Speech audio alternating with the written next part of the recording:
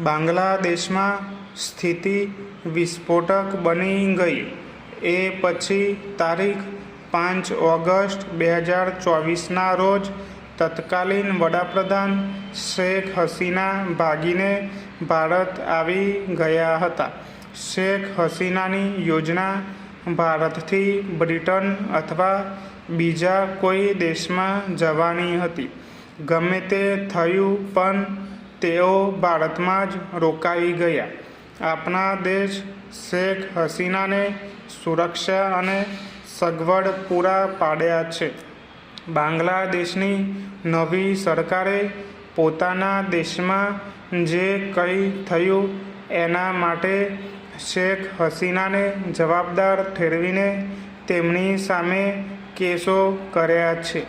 માત્ર એટલું જ નહીં, ભારત સરકાર પાસે એવી માગણી પણ કરી છે કે શેખ હસીના અમારા ગુનેગાર છે, તેમને અમને સોંપી દો. આપણો દેશ આ મુદ્દે કંઈ બોલતો નથી, પણ ભારતનું એવું સ્પષ્ટ વલણ દેખાઈ આવે છે કે શેખ હસીના ભારતમાં જ રહેશે અને જ્યાં સુધી ભારતમાં છે ત્યાં સુધી તેને કંઈ થવા દેવાના નથી.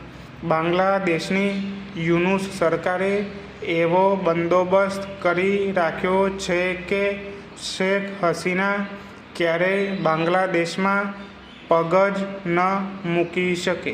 શેખ હસીનાના પિતા શેખ મુજીબુર રહેમાન બાંગ્લાદેશના રાષ્ટ્રપિતા તરીકે ઓળખાય છે. તોફાનીઓએ તેમના પુતળા તોડી નાખ્યા અને તેમના ઘર સહિતના સ્થળોએ તોડફોડ કરી. આ વિશે શેખ હસીનાએ એવું કહ્યું કે થોડાક લોકોની બદમાશી અને કરતૂતોથી ઇતિહાસ બદલી જવાનો નથી. બાંગ્લાદેશના લોકોએ ઇતિહાસને યાદ રાખવો જોઈએ અને આજે નહીં તો કાલે લોકોને પોતાની ભૂલ સમજાવવાની છે. ફકરો. એ વાત તો આખી દુનિયા જાણે છે કે બાંગ્લાદેશનું અસ્તિત્વ ભારતના કારણે છે. ભારતે જ બાંગ્લાદેશને પાકિસ્તાનથી આઝાદ કરાવ્યું હતું. પાકિસ્તાને બાંગ્લાદેશ સાથે ક્રૂરતા આચરવામાં કંઈ બાકી રાખ્યું નથી. મોહમ્મદ યુનુસ એ બધું જ ભૂલીને પાકિસ્તાનની નજીક પહોંચી ગયા છે. બાંગ્લાદેશમાં જે કંઈ થયું એની પાછળ ચીન અને પાકિસ્તાનનો જ હાથ છે. બાંગ્લાદેશમાં અનેક એવા આતંકવાદી સંગઠનો છે જે ચીન અને પાકિસ્તાનના ઇશારે કામ કરી રહ્યા છે. ચીન અને પાકિસ્તાન આતંકવાદીઓને હથિયારો સહિત તમામ મદદ કરે છે.